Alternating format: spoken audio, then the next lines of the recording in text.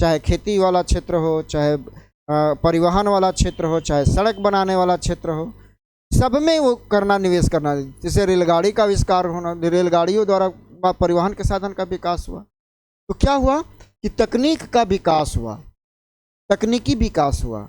और तकनीकी का विकास जब ज़्यादा मात्रा में हो गया तो इसका लाभ हम कैसे उठा पाएंगे? हमारे पास पूंजी है तो हम वैसे क्षेत्रों का जो है, वैसे क्षेत्रों में जाना पसंद करेंगे जहां इस तकनीक का उपयोग कम होता है या नहीं के बराबर होता है।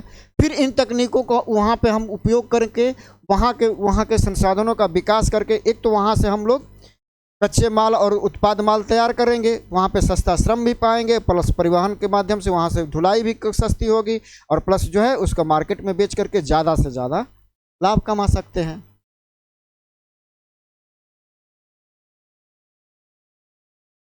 ज़्यादा से ज़्यादा लाभ कमा।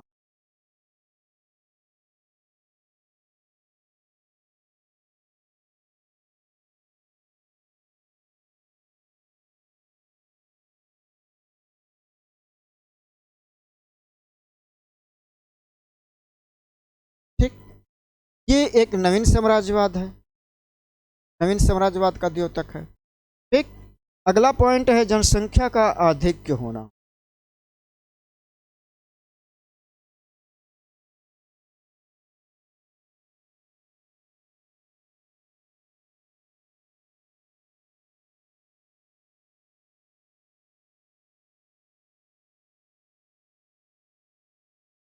जब किसी भी क्षेत्र में, विशेष रूप से आर्थिक क्षेत्र में तीव्र विकास होता है तो वहाँ के लोगों का जीवन स्तर में बढ़ोतरी होती है। जब जीवन स्तर जब बढ़ता है तो कई बीमारियों पर काबू पाई जाती है, नवीन तकनीक के द्वारा रहन सहन खान पान में वृद्धि होती है, और एक स्वाभाविक प्रक्रिया के रूप में जनसंख्या की वृद्धि होती है। क्या होती है? जनसंख्या की वृद्धि होती है। ठीक, तो जब जनसंख्या की वृद्धि होगी तो उसके लिए क्या होगा? जनसंख्या की वृद्धि होगी तो एक तो बाजार के रूप में हम काम करेंगे, यानी जनसंख्या एक हमारे लिए बाजार बाजार बनेगी, और बाजार यानी मांग मांग की मात्रा बढ़ेगी, मांग बढ़ेगी, ठीक ना? ये तो हमारे लिए एक प्लस पॉइंट है, मांग बढ़ेगी। लेकिन इन जो है, इन जनसंख्या को खाने के लिए, खाद्य आपूर्ति के लिए और संसाधनों की जरूरत पड़ेगी, पहले की अपेक्षा और संसाधन चाहिए हमें। तो संसाधन की पूर्ति हम कहाँ से करेंगे? संसाधन की पूर्ति कहाँ से करेंगे? इसके लिए हमें या तो उन क्षेत्रों की तलाश करनी पड़ेगी जहाँ से हमें ये संसाधन मिल सकते हैं, तो उन क्षेत्रों में हम फिर भाग करके जाएंगे, वहाँ के राजनीतिक गतिविधियाँ, वहाँ के सामाजिक आर्थिक राजनीतिक गतिविधियों पर नियंत्रण स्थापित करें, तो यह ताकि हम अपनी जनसंख्या का भरण पोषण कर सकें और लाभ भी कमा सकें।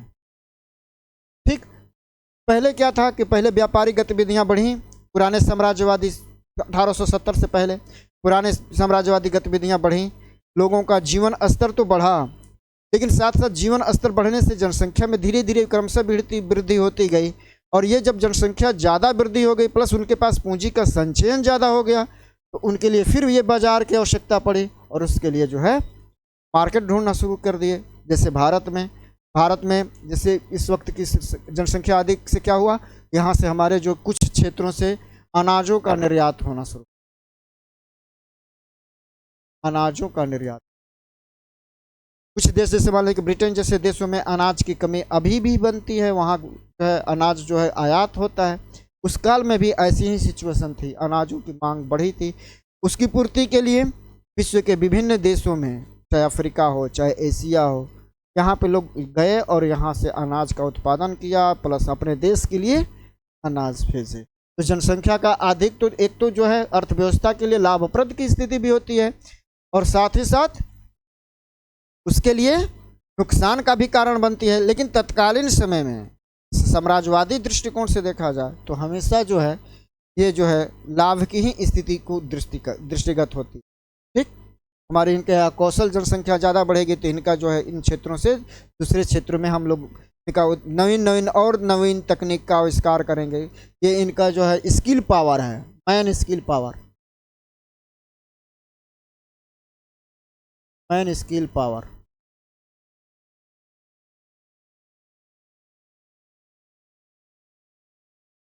तब बढ़ेगा तो उसके जो है बाजार और जनसंख्या का अधिक का भरण पोषण। ठीक। नवीन साम्राज्यवाद में इनको जो है वहीं से सब चीज़ें जो है इनका अधिक दिन दिन जहाँ जहाँ जनसंख्या बढ़ती जाएगी उनके लिए परिवार कल्याण के कार्य करते जाएंगे। परिवार का जीवन स्तर तकनीक को जैसे अविकसित देशों में, जैसे भारत जैसे अविकसित देश पिछड़े देशों में लेकर के जाएंगे इस तकनीक को, अपना उत्पादन ज़्यादा बढ़ाएंगे, वहाँ की जनसंख्या का जो जीवन स्तर तो बढ़ाएंगे ही, प्लस अपने क्षेत्र के भी लाभ प्राप्त करेंगे। ठीक, आगे बढ़ें बेटा। अगला पॉइंट है राष्ट्रीय गौरव का विकास।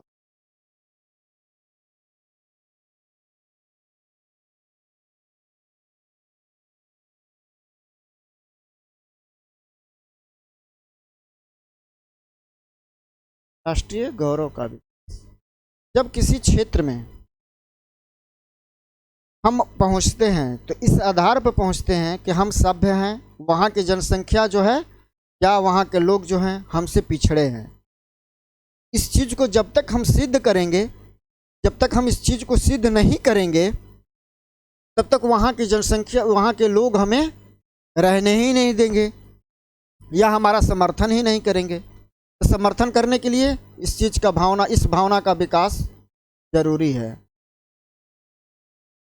ठीक, इस भावना का विकास करने के लिए भारत में जो है नस्लवादी भावना से जो है प्रतिक्रियावादी शासक जो है हमारे गवर्नर जनरल हुए, जिसमें कर्जन का नाम, लिटन का नाम प्रमुख रूप से लिया जाता है। इन्होंने नस्लवादी भावना से काम किया भारत में।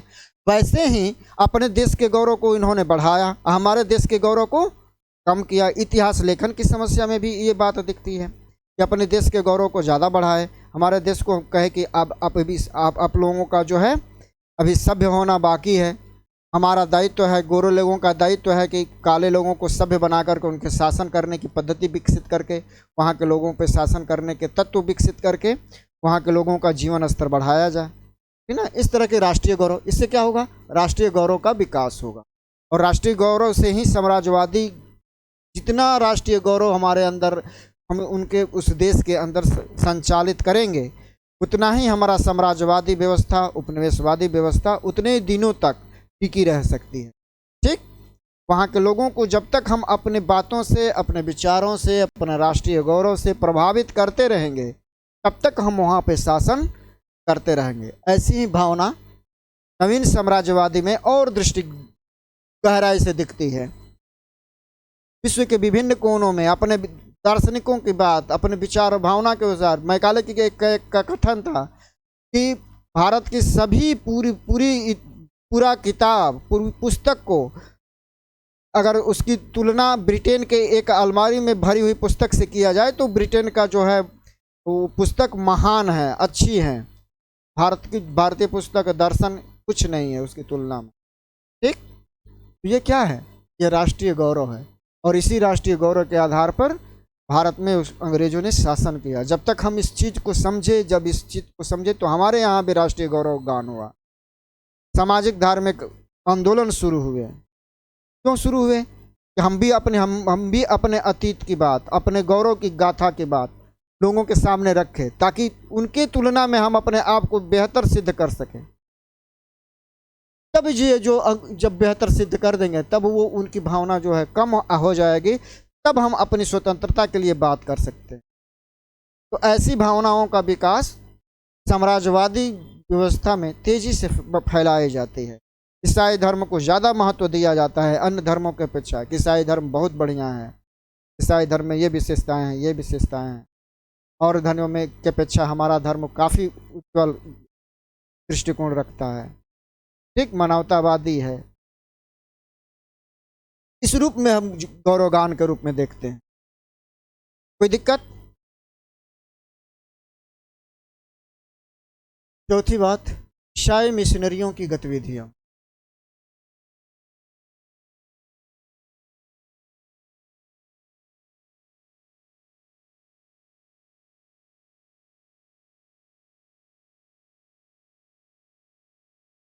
जहां भी यूरोपीय कंट्री के लोग गए, उन क्षेत्रों में धीरे धीरे जो है धार्मिक गतिविधियों पर नियंत्रण करना शुरू किया। क्योंकि सबसे अच्छे काम होते हैं धर्म के माध्यम से लोगों को नियंत्रित करना। धर्म के व्याख्या जिस रूप में किया जाए, जिस रूप में हम करना चाह रहे हैं, वहाँ पे जिस जो नीति लागू करना चाह रहे हैं, उसका सर्वोत्तम उपाय है कि उस क्षेत्र में अपनी धार्मिक गतिविधियों के माध्यम से नियंत्रण किया जाए। वो नियंत्रण जो है दीर्घकालीन होता है, और वो दीर्घकालीन होने के साथ साथ बहुत दिनों तक टिकाऊ भी होता है।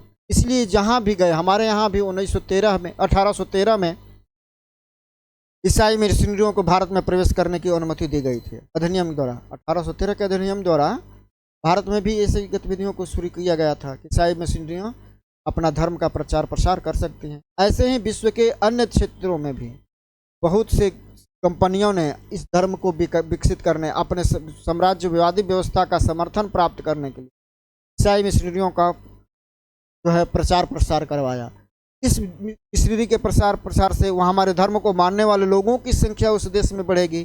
तो जब मानने वालों देशों की संख्या बढ़ेगी तो हमारे उत्पाद बिकेंगे, हमारी जो मान्यताएं हैं उनको उनके रूप में अनुरूप बनेंगे लोग, तो हमारी वस्तुओं की मांग, हमारा समर्थन सब कुछ बढ़ेगा, जिससे हम ज़्यादा दिनों तक टिकाऊ रह सकते हैं। ठीक, ये है नवीन साम्राज्यवाद। ठीक, इसी का एक दूसरा पहलू है, और वो भारतीय संदर्भ में, एशियाई देशों के संदर्भ में, अफ्रीकी कंट्रियों के देश के संदर्भ में अटलांटिक पार दासों का व्यापार। इसी का एक रिलेटेड टॉपिक है अंतर्राष्ट्रीय व्यापार में अटलांटिक पार दासों का व्यापार।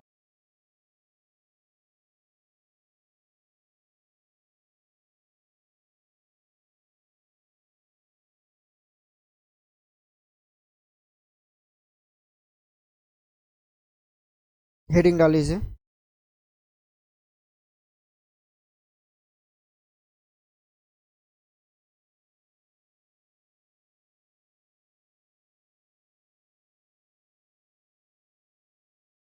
क्या इसका मतलब ऐसा यह है कि विभिन्न कंपनियां प्राचीन काल से, वैसे प्राचीन काल से ही एशिया के क्षेत्र से, अफ्रीका के क्षेत्र से जो गरीब प्रदेश हैं, गरीब देश हैं ना, उनसे जो है वहाँ के लोगों को ले जा करके विदेशों में बेचा जाता था, और दास के रूप में उत्पादन कार्यों में लगा करके ज़्यादा से ज़्यादा लाभ कमाया। ठीक, ये काम जो है कंपनियां भी की, सभी कंपनियों ने, सभी यूरोपीय कंपनियों द्वारा भी ये कार्य किया गया।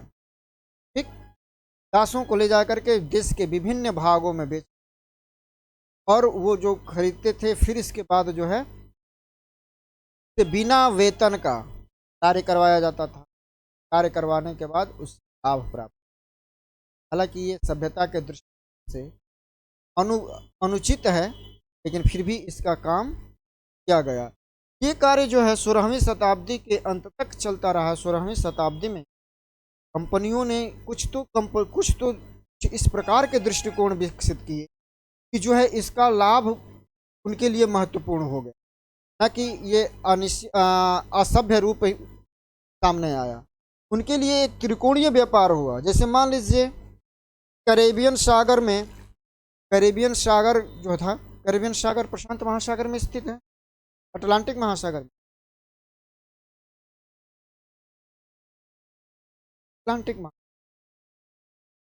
कैरेबियन सागर अटलांटिक महासागर में स्थित है। यहाँ से ये रम प्राप्त करते थे।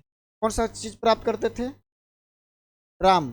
रम को ले जाकर कहाँ बेचते थे? ये कहाँ से प्राप्त करते थे? कैरेबियन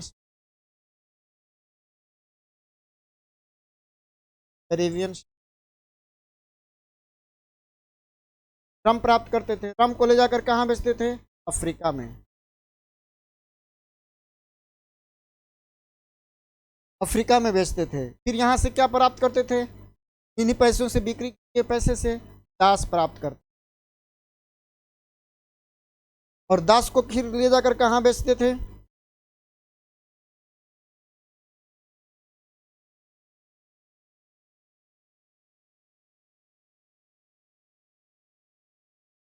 दासों को फिर ले जा करके उन उत्पादक क्षेत्रों में जैसे जमैका जमैका बारबाडोस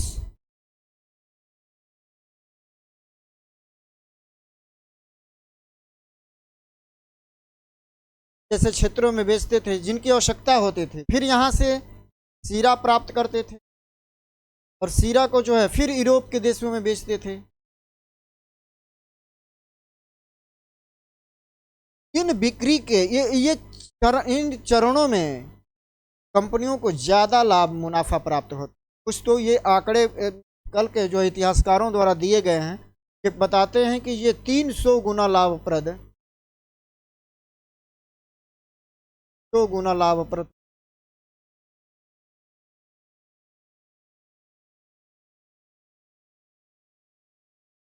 100 गुना लाभप्रद। ठीक।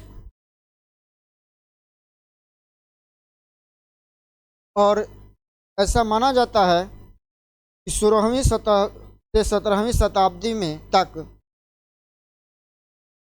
इस पे जो व्यापारिक गतिविधियां हैं वो लगातार बढ़ती रहीं। प्रति वर्ष जो है 80 से 85 हजार लोग दासों के रूप में बेचे जाने लगे और जो है 1870 तक यहाँ तक कि दासों के व्यापार लगभग 95 लाख के तरह की गति है। दारू है नशीली पदार्थ, नशीली नशीली पेय पदार्थ।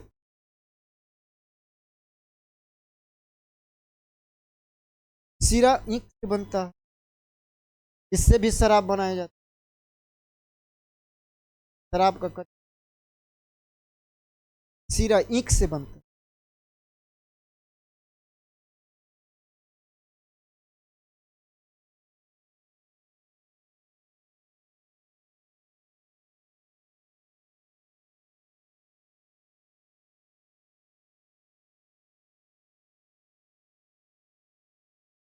और यहाँ तक कि इस व्यापार पर कोई भी यूरोपीय कंपनियां यूरोपीय देश प्रतिबंध लगाने में हिचकिचाता था।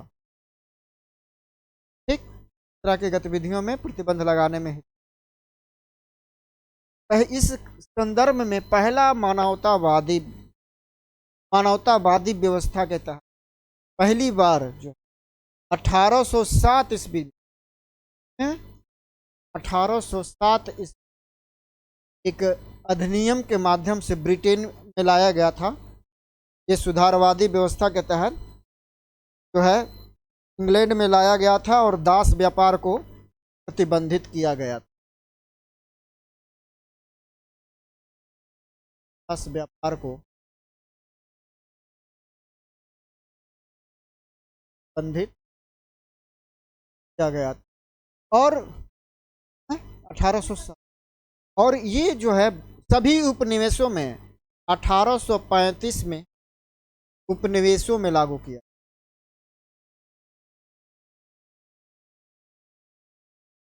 दास व्यापार को प्रतिबंधित किया।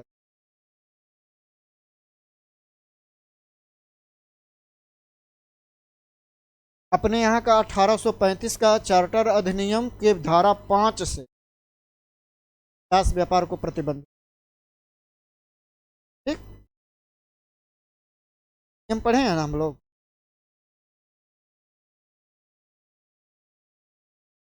इतिहास में भी है 1835 धारा 5 से दास व्यापार पर सभी उपनिवेशों में। ये कौन प्रतिबंध लगाया? ब्रिटेन ने।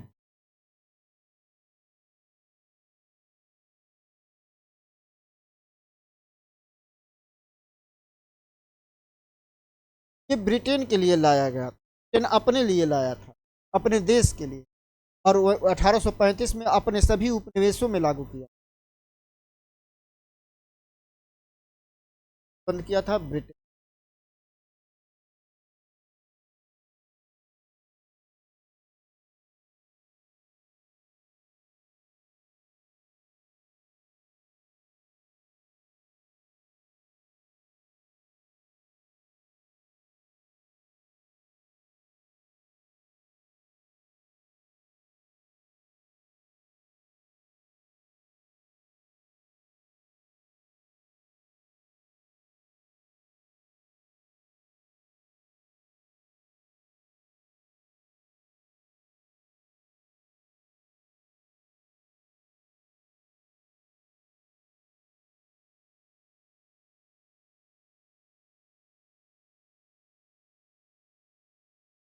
बेटा अब अगला एक चीज आता है कि साम्राज्यवाद और मुक्त व्यापार में क्या अंतर है। फ्री ट्रेड है?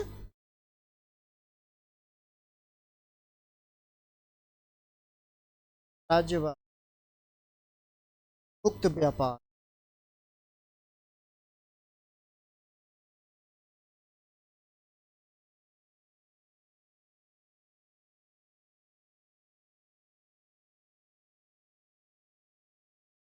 में क्या अंतर है।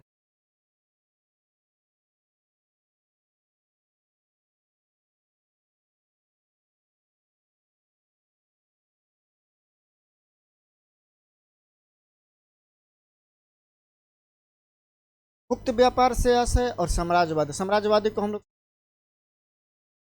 राजनीतिक व्यवस्था के गतिविधियों पर नियंत्रण स्थापित करता है, अपने माल को आयात करता है फ्री के रूप में या कुछ कम से कम अपनी वस्तुओं पर। जब हम ये क्षेत्र किसी साम्राज्यवाद, मान लीजिए कि ब्रिटेन वाले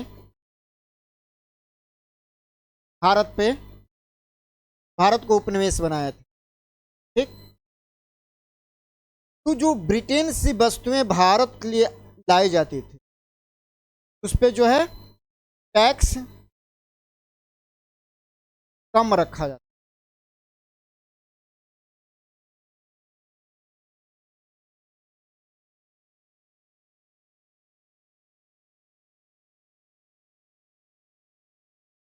ठीक, और यहाँ से जो वस्तुएं अगर यहाँ ब्रिटेन के लिए प्रतिस्पर्धा कर सकते थे तो उनका मूल्य यहाँ पे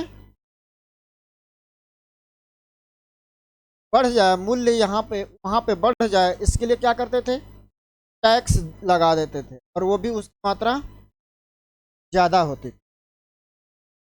ठीक, ताकि वहाँ के लोगों, वहाँ के प्रतिस्पर्धा में से ये वस्तु बाहर हो जाए। बात समझ में आ गई।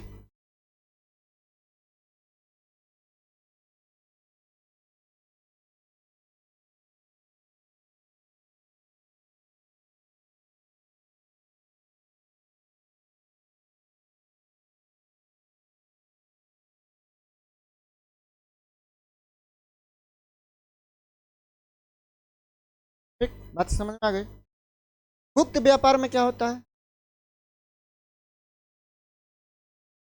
मुक्त व्यापार में भी यही सिचुएशन लगभग लगभग होता है। ठीक, मुक्त व्यापार में क्या है कि भारत जो भी व्यापार करेगा यहाँ पर कोई भी अतिरिक्त जो शुल्क उसको भी नहीं देना पड़ेगा, और यहाँ से जो है जो भी वस्तुएं भारत के लिए आएंगी यहाँ भी कोई वस्तु किसी वस्तु पर कोई टैक्स नहीं, क्या देना भी पड़ेगा, टैक्स देना भी पड़ेगा, वो कम से कम रखा जाए। दोनों के देशों के लिए कम से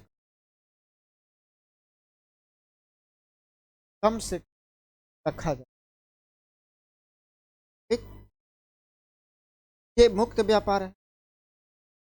ये साम्राज्यवाद और मुक्त व्यापार, ये दोनों स्थितियां एक साथ होती हैं। अगर मान लीजिए कि पक्ष में देखें, मुक्त व्यापार पक्ष में लिखे थे, नोट किए थे,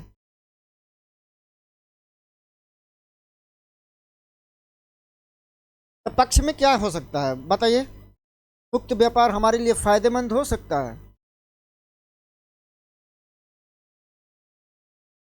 हाँ, मुक्त व्यापार भी तो बताए हैं, वस्तुओं का वस्तु मुक्त व्यापार जो है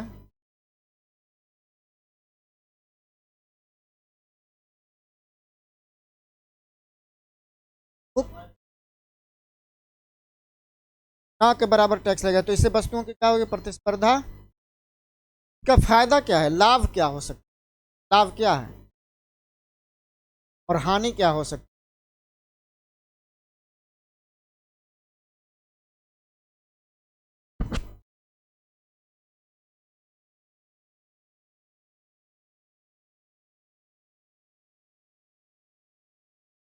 पक्ष में बताइए, लाभ के पक्ष में बताइए। मुक्त व्यापार से उत्पादन की लागत में कमी आती है, क्या होता है,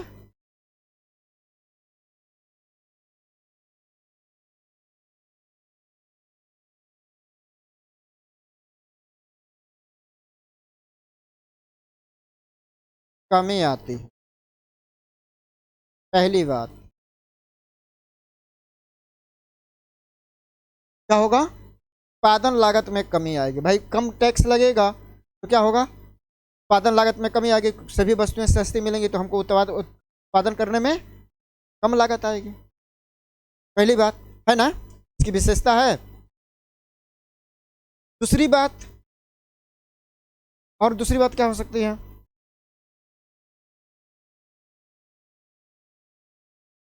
पक्ष में क्या हो सकता है, और एकाधिकार की स्थिति नहीं बनेगी।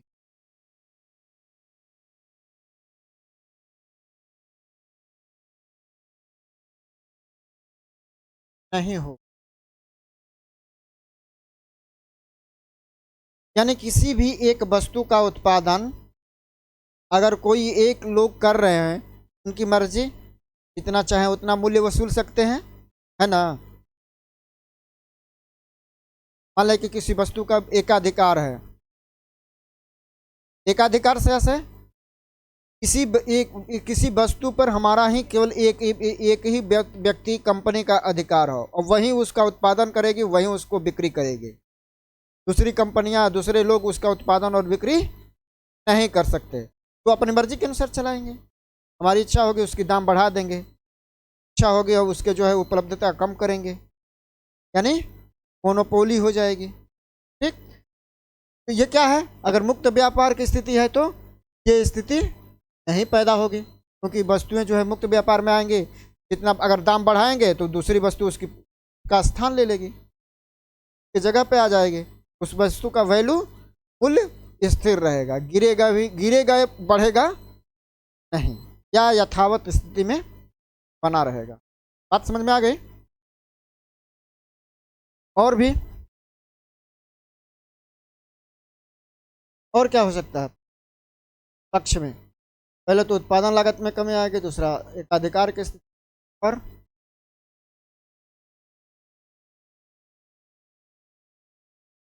तो है ही। और क्या होगा, भेदमूलक नीति, भेदभाव की नीति खत्म हो जाए,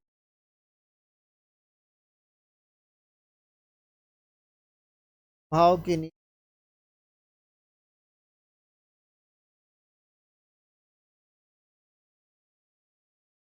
हम किसी वस्तु के साथ भेदभाव नहीं करेंगे, ठीक ना। तो अच्छी चीजें हैं वो सभी के लिए उपलब्ध होंगी, सभी मिल करके उसका लाभ उठाएंगे।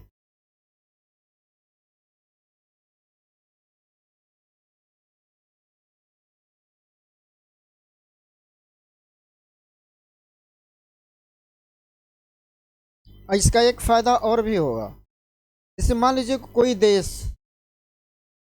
जो दूसरे देश से कच्चे माल की प्राप्ति कर रहा हो, फिर तैयार माल की वस्तु का निर्यात कर रहा हो, वैसी स्थिति में मान लें कि जर्मनी हुआ, इटली जैसे लोग देश हुए, जापान जैसे देश, ये हमेशा जो है दूसरे देश से माल आयात करते हैं, प्लस उसके बाद उसका वस्तु निर्माण करके फिर वस्तुओं को बेचते हैं, निर्मित माल को। ठीक, तो क्या होगा, भेदभाव की समाप्ति जब होगी तो ऐसे वस्तु जो है हमेशा मार्केट बाजार में उपलब्ध होंगे। कच्चे माल किसी के साथ हम उसको कच्चे माल को रोक करके उसका मूल्य नहीं बढ़ा सकते हैं। ठीक, एक यहाँ पे अगर मूल्य बढ़ गया तो वहाँ से हम वस्तुएं ला करके अपने उद्योग को संचालित कर सकते ना। ये इसमें क्या है, भेदभाव की समाप्ति, किसी प्रकार का कोई बंधन नहीं रह जाता। एक फायदा ये भी है।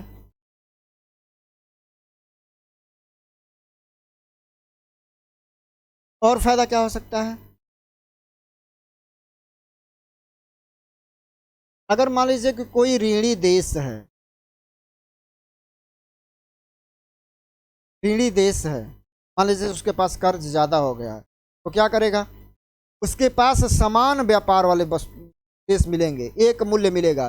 कोई वस्तु के लिए जो है अगर इच्छुक होगा तो मान लीजिए कि उस वस्तु की मांग उस बाज़ार में ज़्यादा मिल रही है, तो वहाँ पे जो है किसी बाज़ार मान लीजिए कि वाशिंगटन में उस वस्तु का मूल्य ज़्यादा है और जापान में कम है, तो वहाँ पे हम जो है कम वाले जगह से हटा करके अधिक वाले मूल्य जगह से प्राप्त कर सकते हैं।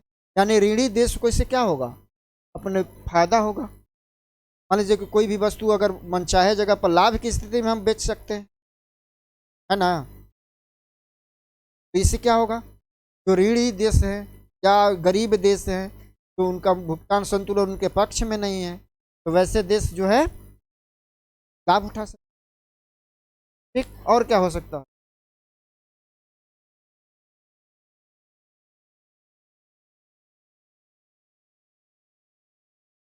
और कुछ फायदे हो सकते हैं? हाँ, नहीं बताया जा, अब इसको मिटा दें। नोट कर लिए हैं आप लोग? सब हो गया नोट? नोट कर रही हैं? हो गया, मिटा दें? तो हानि बताइए इसकी, मान लीजिए कि मुक्त व्यापार की हानि क्या हो, क्या दोष क्या है? अभी इस समय भी जीएस में पूछा जाता है, व्यापार की नीति पूछा जाता है, जीएस में लिखना होता है क्या हानियां हो, क्या हानि होगी। हाँ, स्पर्धा बढ़ेगी तो क्या होगा? स्पर्धा बढ़ेगी तो क्या होगा? वैसे देश जिनमें उद्योग का विकास हो रहा है, यानी शिशु अवस्था में उद्योग है, उसको जो है हानि हो जाएगी। वैसे उद्योग स्टार्ट ही नहीं हो पाएंगे, शुरू ही नहीं हो पाएंगे, तो उस देश का विकास अवरुद्ध हो सकता है। बिल्कुल सही। शिशु उद्योग को हानि, यानी हम कोई देश कोई वस्तु कोई कंपनी स्थापित करना चाह रहे हैं, तो वो उसके लिए मुश्किल होगा उसके तुलना में खड़ा करना, है ना। यानी कि कंपटीशन ज़्यादा होगा, उसके माल कम बिकेंगे, बिकेंगे ही नहीं की तुलना में। शिशु उद्योग है तो उसकी लागत बढ़े, लागत ज़्यादा आएगी, कम गुणवत्ता की वस्तु होगी, है ना। दूसरी क्या हो सकती है?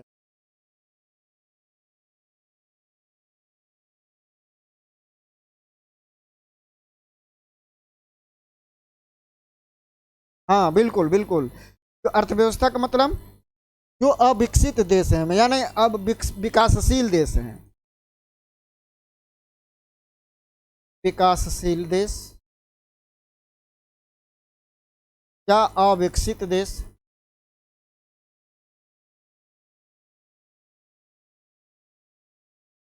केवल जो है अविकसित देश क्या हो जाएंगे? कच्चे माल उत्पादन के केंद्र बन जाएंगे, है ना। इनका शोषण होना शुरू हो जाए, कच्चे माल के विक्रेता बन जाएंगे, यानी शोषण की प्रवृत्ति का विकास, शोषण होगा। कच्चे माल सस्ते में बेच करके विनिर्मित माल जो है महंगे में खरीदेंगे।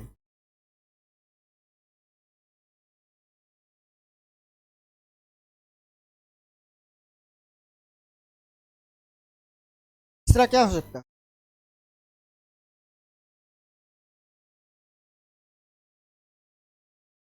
कला काट प्रतिस्पर्धा का विकास होगा, कला काट यानी कि 1 रुपये के लिए भी मारा मारी बढ़ेगी, 1 रुपये के लिए हम भी उसमें और कम करना शुरू करेंगे, प्रतियोगिता इतनी तेज बढ़ जाएगी। कोई वस्तु अगर 5 रुपये की मिले तो हम 4.5 रुपये के देंगे, 3 रुपये तक के देने के लिए तैयार हो जाए। अच्छी वस्तुएं जो है, गुणवत्तापूर्ण वस्तुएं जो है मार्केट में एकदम कम लाभ पर बिकेंगे। तो कला काट प्रतियोगिता,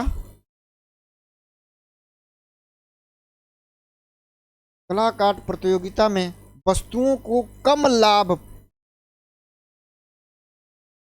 कम से कम लाभ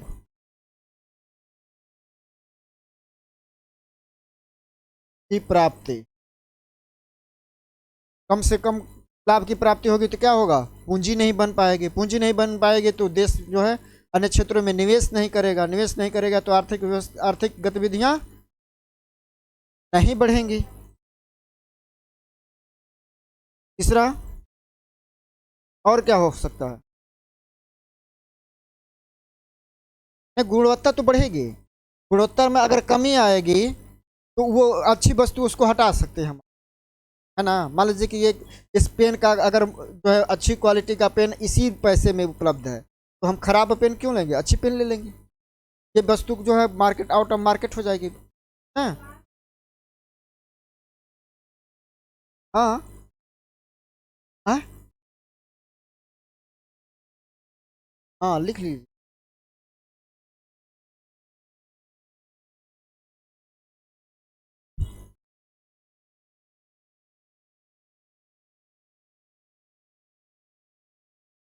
तीसरा है मांग और पूर्ति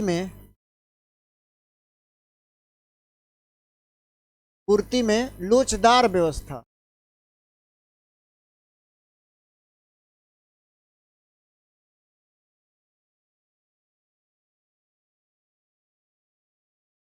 लोचदार व्यवस्था, इससे क्या होगा।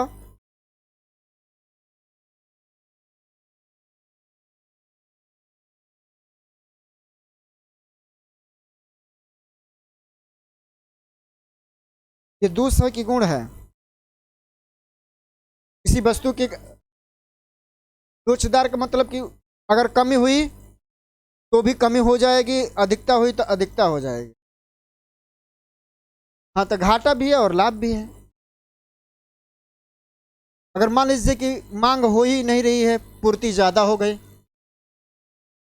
उत्पादन ज़्यादा हो गया, तो क्या होगा, वस्तुओं का, मान लीजिएगा अगर मान लीजिए कि मांग कम है, किसी वस्तु का उत्पादन ज़्यादा हो गया, मांग उसकी कम है, तो क्या होगी।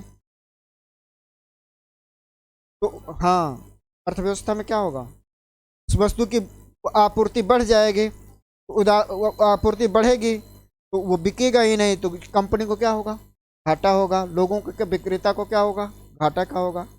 अब मान लीजिए कि ऐसी स्थिति जो मांगे बढ़ गई सबसे ज़्यादा और वस्तु की आपूर्ति कम हो गई एकाएक, वस्तु की पूर्ति एकाएक कम हो गई, मांग ज़्यादा हो गया कुछ समय के लिए, तो क्या होगा, उसमें भी घाटा है। मांग ज़्यादा हो गई, एकाएक किसी वस्तु का मांग हो गई, उसके अनुसार उत्पादन नहीं हुआ, तो भी घाटा है कि भाई उस अगर उस स्थिति का लाभ उठाया जा सकता है, स्थिति का लाभ उठाया नहीं पाए। ठीक, ये है साम्राज्यवादी व्यवस्था और मुक्त व्यापारिक व्यवस्था में पक्ष विपक्ष की बात है ना। तो ये साम्राज्यवादी व्यवस्था से किस प्रकार से मुक्त व्यापार अलग है, इसका अध्ययन हम लोग कर रहे हैं। ठीक है, मिटा दें।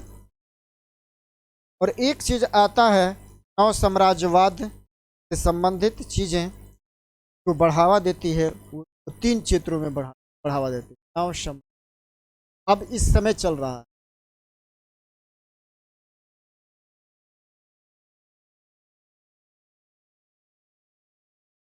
अब वर्तमान में ये जो जो साम्राज्यवादी व्यवस्था है वो चल रही, हम उपनिवेश नहीं बना रहे हैं।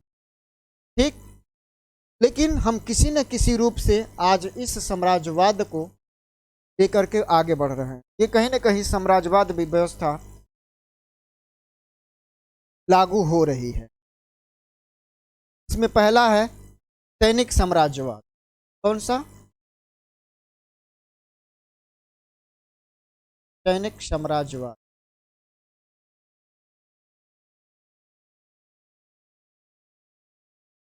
इसका सबसे बढ़िया उदाहरण कौन सा है, अमेरिका। ठीक, आज हम इस अमेरिका की स्थिति को क्या देखते हैं, सुपर पावर बना हुआ है। जहाँ इच्छा हुई, जहाँ अपनी गतिविधियाँ को कमज़ोर पाता है, वहाँ सैनिकों के माध्यम से नियंत्रण करना शुरू कर देता है। के पीछे रीजन मानवतावाद, मानवाधिकार को लेकर के करता है, या किसी अन्य देश की सहायता के बल ये करके करता है, या किसी अन्य देश की जो है पक्ष में लेकर के खड़ा हो जाता है।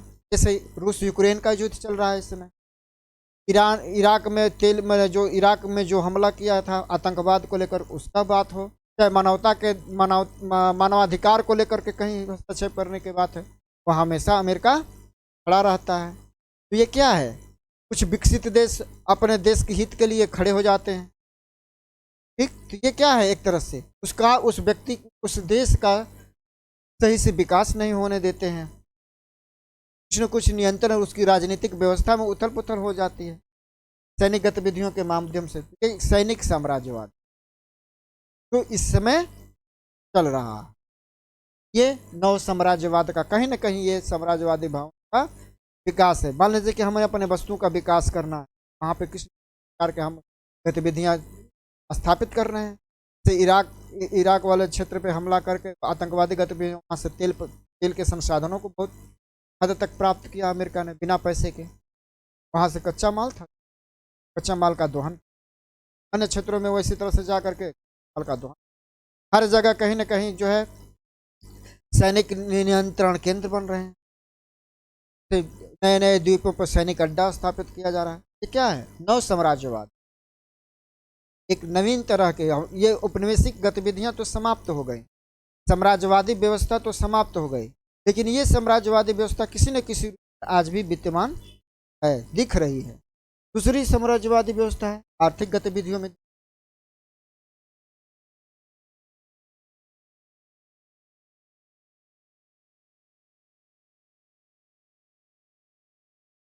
आर्थिक गतिविधियों में कैसे?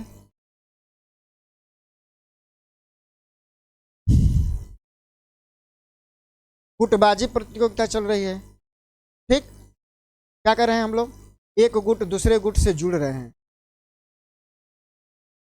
G8 होगा, G7 हुआ, सार्क देश हुए, गुट आसियान हुआ। ऐसे गुटों का निर्माण क्यों हो? हम अपने क्षेत्र में मुक्त व्यापार की नीति लाएंगे, अपने ही देशों में विकास उसका करेंगे। गुटबाजी हो रही है ताकि हमको हमारे लिए बाजार मिले, हमारे लिए संसाधन मिले, या हमारे उत्पादित वस्तुओं के लिए बाजार मिले, या वहाँ से हम आसानी से कोई वस्तु प्राप्त कर। इसलिए तो संधियाँ समझौते हो रहे हैं, इसका प्रचलन तेजी से बढ़ रहा है। विभिन्न आर्थिक गुटों का निर्माण, ट्रिप्स है, इस पर जो है जो कई नियंत्रण वाली गतिविधियां लगा करके जो है आर्थिक नियंत्रण स्थापित किया जा रहा है। एंटी डंपिंग लगाया जा रहा है, डंपिंग लगा दे रहे हैं कि आयात निर्यात में डंपिंग, आपके माल को हम आयात नहीं, आपकी वस्तु पर हम कर ज़्यादा लगा देंगे ताकि वो आपके वस्तु हमारे देश में कम हो जाए, ठीक। कहीं ना कहीं क्या कर रहे हैं हम लोग? इस साम्राज्यवादी भावनाओं को ही तो पोषण कर रहे हैं। हर एक देश जो है अपनी आर्थिक गतिविधि तो अब अविकसित देश है, विकासशील देश क्या कर रहे हैं? अपने संसाधनों को ज़्यादा से ज़्यादा मात्रा में उन राष्ट्रों की तरफ भेज रहे हैं जो अविकसित है या विकासशील हैं। ऐसे देशों में और अफ्रीका वाले देश क्षेत्रों में आज भी जो है अपने जो है सैनिक गतिविधियां बढ़ा करके या आर्थिक गतिविधियां बढ़ा करके ज़्यादा से ज़्यादा लाभ कमाने की कोशिश। इन क्षेत्रों में जा करके ये क्या कर रहे हैं? अपने संसाधनों के माध्यम से, अपने पूंजी के माध्यम से वहाँ की व्यवस्था का विकास कर रहे हैं। यहाँ सड़क बनवा रहे हैं, संचार व्यवस्था कायम कर रहे हैं, इनके लिए उपग्रह छोड़ रहे हैं,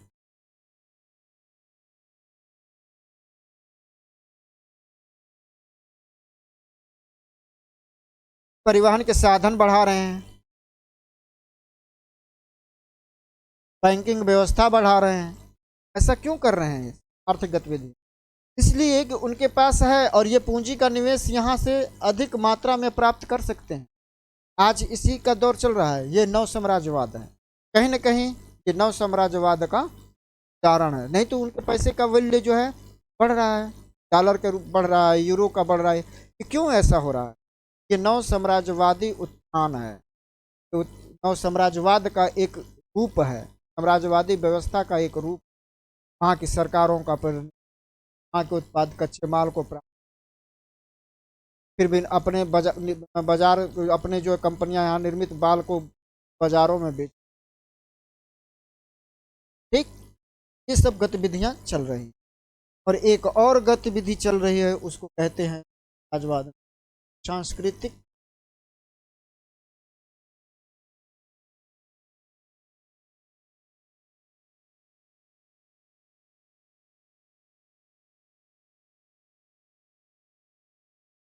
सांस्कृतिक साम्राज्यवाद। सांस्कृतिक साम्राज्यवाद क्या है? किसी भी देश की वहाँ की संस्कृति को अपने उत्पादों के अनुसार अपने सामान की बिक्री के लिए वहाँ की सामाजिक, आर्थिक, शैक्षणिक रीति रिवाज में अनुकूल परिवर्तन कर लेना, ये क्या है? सांस्कृतिक साम्राज्यवाद है। जैसे मान लीजिए कि हमारे यहाँ के लोग कोको कोला नहीं पीते। कोको कोला कहाँ का उत्पाद है? अमेरिका का। अमेरिका में किस जगह का उत्पाद है ये? अटलांटा का है। मान लीजिए कि वहाँ उत्पादित हुआ, वहाँ के लोगों को जो है, अब वहाँ के उत्पाद को कैसे हम बेचेंगे? बाजार भारत में कैसे बेचेंगे? अफ्रीका के कैसे देशों में बेचेंगे? एशियाई देशों में किस प्रकार से बेचेंगे? उसके लिए क्या माध्यम है? विज्ञापन, प्रचार प्रसार के माध्यम से वैसे उसको प्रेजेंट करना, ताकि जो है उसके लिए हमारे लोक लुभावने ऐसे प्रचार करना कि ताकि वहाँ की जनता उसके प्रति आकर्षित, वहाँ की शिक्षा व्यवस्था में इस प्रकार से घुसना, को इस रूप में बढ़ावा देना ताकि उस वस्तुओं का डिमांड बढ़ सके।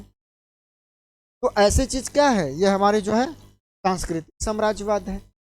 आज जो जो हम जिस कंडीशन में जी रहे हैं, पिज्ज़ा, बर्गर और जो है कई तरह की जो है चीज़ें खा रहे हैं, पास्ता, ये हमारे यहाँ के भोजन थोड़ी, ये हमारे यहाँ का भोजन नहीं है। ठीक, ये कहीं ना कहीं वैसे उत्पाद हैं जहाँ बिक्री बढ़ाने के लिए यहाँ के लोगों को ज़बरदस्ती खिलाया जा रहा है, उसके प्रति आकर्षण पैदा करके खिलाया जा रहा है। ये उत्पाद मैगी, मैगी हमारे लोगों का कोई वैसी चीज़ नहीं।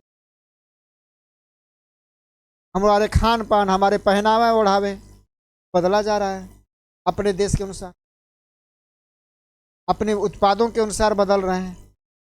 तो ये क्या है? हमारे यहाँ उसकी डिमांडें बढ़ रही हैं, आवश्यकताएँ बढ़ रही हैं, उसकी मांग बढ़ रही है, और मांग बढ़ रही है तो उसकी आपूर्ति वही लोग कर रहे हैं सस्ते मालों के रूप में। उनके यहाँ सस्ते श्रम में मशीन, आधुनिक मशीनें हैं, तकनीक हैं, कम मूल्य पे, कम लागत पे ज़्यादा उत्पादन कर सकते। हमारे यहाँ उस वस्तु का उत्पादन होगा तो महंगा पड़ेगा, यानी वैसे शिशु तो हम लोग पहले ही से दफन कर देते हैं, प्लस उनकी डिमांड ज़्यादा बढ़ रही है। तो ये क्या है? सांस्कृतिक साम्राज्यवाद। ये एक तरह से नव साम्राज्यवाद का मान है। ठीक, बातें समझ में आ गए? ये टॉपिक जो था हमारा साम्राज्यवाद और उपनिवेशवाद, यहीं पे समाप्त होता है। इसमें कोई दिक्कत समझने में? समझने में कोई दिक्कत नहीं आई ना? ठीक है, तो ये हमारा जो है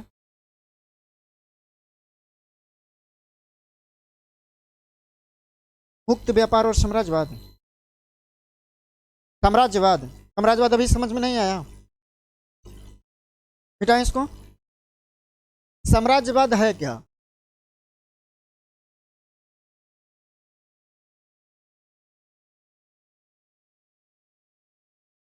साम्राज्य का मतलब होता है जैसे मौर्य साम्राज्य, गुप्त साम्राज्य। साम्राज्य तो समझ में आ गए ना?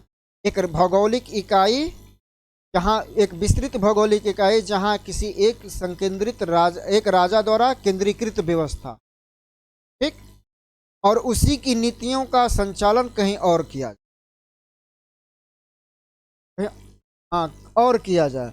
जब साम्राज्यवादी व्यवस्था में साम्राज्यवादी जो है क्या है? अपने क्षेत्र में, जब कोई देश अपने आंतरिक क्षेत्र में करता है तो वो साम्राज्यवाद है, अपने क्षेत्र की गतिविधियों का नियंत्रण करता है। लेकिन जब इसका रूप बढ़ जाता है, यानी इसका रूप व्यापक हो जाता है और इसका कवर बहुत ज़्यादा व्यापक और ज़्यादा क्षेत्रों में, तो क्या होगा? जो किनारे वाले देश हैं, जो अल्प विकसित देश हैं, ठीक ना, उन देशों में वहाँ की राजनीतिक व्यवस्था को गवर्न करना शुरू करते हैं।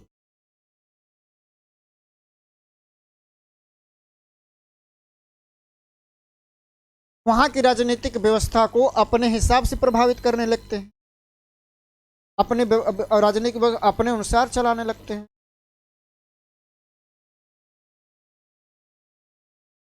संचालित करने लगते हैं। वो क्या है? वो साम्राज्यवाद। जैसे पलासी के युद्ध के बाद, बक्सर के युद्ध के बाद, जब अंग्रेज हमारे यहाँ शासक बने तो क्या करना का शुरू है, हर क्षेत्र में परिवर्तन करना शुरू। भू राजस्व के भाई पहले कम लगता था, अब जो है भू राजस्व ज़्यादा लगेगा, आपको देना है ना।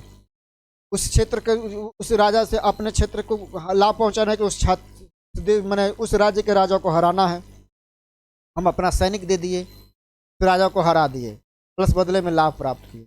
ये क्या है, हम यहाँ क्या कर रहे हैं, एक राज्य से दूसरे राज्य के ऊपर विजय प्राप्त कर, कर्नाटक का विजय, मैसूर का विजय, बंगाल विजय किए ना सब, मराठों पर विजय प्राप्त किए, क्यों किए, वहाँ की राजनीतिक व्यवस्था को अपने अधीन कर लिए, गवर्न किए। वो क्या है, साम्राज्यवाद। वो क्या है, साम्राज्यवाद। बात समझ में आ गई।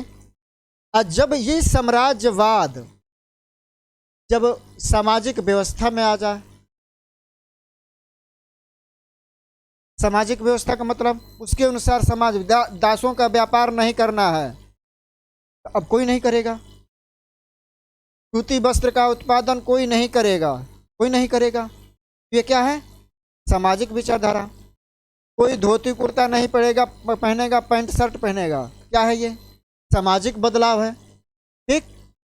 आर्थिक गतिविधियां, कोई भी उत्पादन इस प्रकार का नहीं करेगा जो हमारे माल से प्रतिस्पर्धा कर सके। यानी कि सूती वस्त्र जो है, हम हमारे देश का सूती वस्त्र ज़्यादा आए, मार्केट में ज़्यादा फैला देंगे, हमारे सूती वस्त्र को ज़्यादा खरीदा जाए, सस्ते में खरीदा जाए। ठीक। तो क्या है ये, आर्थिक गतिविधियों पर नियंत्रण स्थापित कर रही है। ठीक। फिर मान लीजिए कि सामाजिक आर्थिक हो गया, सांस्कृतिक गतिविधियों में, सांस्कृतिक गतिविधियों में क्या हुआ, हमारे यहाँ जो शिक्षा व्यवस्था थी चल रही थी, मंदिर में, मठों में, स्कूलों के माध्यम से दी जा रही थी, नहीं अब उसमें जो है अंग्रेजी शिक्षा दी जाएगी, तकनीकी शिक्षा दी जाएगी। ये तो कुछ हद तक सही है। ठीक। हमारे धर्मों के माध्यम से उस पर नियंत्रण स्थापित किया जाएगा। भाई कुछ कुछ बुराइयां हैं, सती प्रथा, दास व्यापार को ख़त्म किया, अच्छी बात है। लेकिन अब पुर्तगालियों ने क्या किया, भारतीय महिलाओं से विवाह करना शुरू कर, ईसाई धर्म का के माध्यम से ईसाई धर्म का प्रचार प्रसार किए। ये क्या किए, हमारे सांस्कृतिक गतिविधियों को प्रभावित करना शुरू कर। ठीक। हमारी सभ्यता है, माता पिता का आदर करना, सम्मान करना, दूर से ही प्रणाम करना शुरू कर दिए। ये क्या है, कहीं ना कहीं सांस्कृतिक गतिविधियों का परिवर्तन ही तो है। हम पैर स्पर्श करके प्रणाम करते, जनेऊ धारण करते हैं, लेकिन अब वो उसका प्रचलन खत्म हो गया। तो कुछ धार्मिक रूढ़ियां तो टूटी, यानी धर्म के जो विपथ गमन वाले तत्व थे, यानी धर्म को जो विशिष्टीकरण वाले थे, जो सामंतवादी दुर्गुणों से युक्त थे, उनका तो समापन हुआ। कुछ अच्छी बातें इससे जुड़ी, लेकिन ये सांस्कृतिक गतिविधियों को हमारे दिमाग में वैसी बातों को भरना शुरू किया जो उनके उत्पाद थे, वही हमको अच्छे लगने लगे। तो ये क्या है, सांस्कृतिक जो है ये सब क्या है, जब इन तत्वों में परिवर्तन आता है, वो क्या हो जाता है, उपनिवेश, उपनिवेशवाद, उपनिवेशवाद। तो क्या कहेंगे, उपनिवेशवाद। ये साम्राज्यवाद राजनीतिक है, तो उपनिवेशवाद राजनीतिक, सामाजिक, आर्थिक। बातें समझ में आ गई, जो समझने में कोई त्रुटि, ठीक है, कोई दिक्कत तो नहीं ना, मिटा दे।